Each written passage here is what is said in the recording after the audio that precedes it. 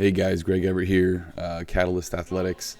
I haven't gotten any nasty comments or emails saying how stupid these videos are yet, so I'm going to keep doing them. More legs. YouTube seems to be the place where all the most horrible people in the world go to post their opinions. So far we haven't had any of those horrible opinions on these yet. Sketchy. Looks like we got Audra doing some push press behind the neck. I hope we come back to her. I'll kind of point out something there. Tamara here, oops, rushing her overhead squat as she sometimes does. She has really, really, really tight shoulders. She's working on that. I have to kind of hound her to do her stretching and stuff like that before training.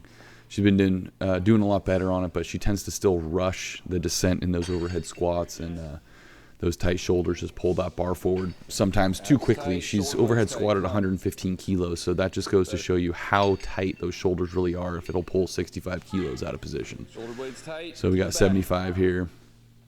So super easy for her as long as she's warmed up and she's controlled on the way down. So Audra behind the neck push press. She has, as you can see how her back kind of bows backwards there to get that bar into the overhead position.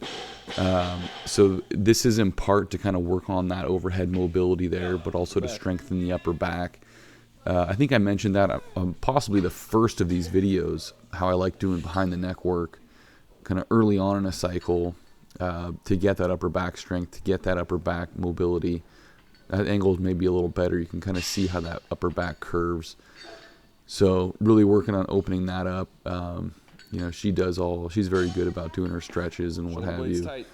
But again, you spend 30 years of your life developing this inflexibility. It doesn't go away quickly or easily. It takes a lot of tedious and unglamorous and boring work, which is hard to convince people to do after they've been training for 2 to 3 hours. There's little Jess. She's named Little Jess because at one point we had 2 Jesses, neither of which were very big, but she was the littler of the 2. The what? Spencer doing some hanging leg raises on the stall bars, probably pulling down that wall. I'd like to actually see these a little more slow, a little more controlled. You see how he kind of bounces off the top and then swings down almost out of control. I'd like to see a nice controlled movement up and all the way back down. But of course, that's a lot harder to do. Squeeze and push. So it looks like that's 85. Again, a little rush there. Rush on that one. So you saw her going forward. This must be a different day here. Audra's wearing a different outfit and doing a completely different exercise that she probably would not do after push press behind the neck. So I assume this is the following day. And Alyssa doing a 3-position clean. Again, she's going top down on these where normally I would have someone go start on the floor and work higher. The rationale for that just being that you're forced to produce more and more power because you're shortening the distance. You get to travel or you get to move the bar, and each rep you're getting more and more fatigued. But the reason I go top down with people is more for a technical reason. She can focus on keeping that bar in tight, getting a stronger finish with those legs by starting at the mid-thigh, then add a little more when she goes down to the knee, then add more from the floor. So, the same exercise you can do slightly different ways to get totally different effect, but it's a good exercise for the grip too. So all around good stuff. And people always ask, if I'm doing 3-position cleans, can I drop it each time and then deadlift it back up? And in some cases, I'll let people do that, but really the answer is no. It's not really a 3-position clean if you drop it each time. Part of the exercise is being able to hold onto the bar and control it, and that's where learning how to lower the bar really comes in handy. Being able to kind of absorb that weight with your legs somewhat, rather than just having it rip your thumbs off as you drop it. There's Audra with a good turnover. Sometimes her clean turnovers are a little bit slow.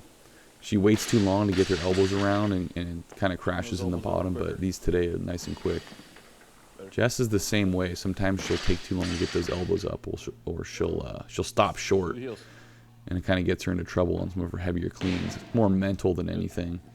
She'll pull the shit out of it. The bar will be on her shoulders, and then she'll just drop her elbows because she's convinced herself she's not going to clean it, even though she's already cleaned it. And Alyssa here, 75. That one from the floor up hole was actually better than the other two. A lot of times if I tell people mid-thigh for anything, after 1 or 2 reps, mid-thigh suddenly becomes top of the kneecap. So I kind of watch people, or Steve with a gigantic 50-kilo snatch. Obviously everyone's warming up here. 35 and 35 for Danielle and Heather. But so when you tell someone mid-thigh, you really got to make sure they're doing mid-thigh, because there's a reason you're using mid-thigh and not the top of the knee. If I want the top of the knee, I'll say the fucking top of the knee. So 78 here. Mid-thigh was maybe a tiny bit low, but not too bad. Heels down, push straight up. The reason I like mid-thigh is that that's the same reason I teach the lifts from mid-thigh generally, is that it's basically that last position before you really hit the gas, before you really initiate that final explosion upward. So I like getting people very comfortable in that position. You get them strong and comfortable in that position, they're more apt to actually hit it when they're lifting from the floor. And it'll help them develop that explosiveness and the proper timing and balance. And it looks like Heather just warming up for a 3-position clean here with 40 kilos. Keeps that one nice and close. She tends to cut her pulls a little short in the clean and the snatch, actually. There you go. And she's so focused on getting under it. Just making sure the bar doesn't bounce away there. All right, guys. Hope that one was entertaining and enlightening and all around fantastic and you loved it. If you did, please share these videos and subscribe to our channel. Thanks.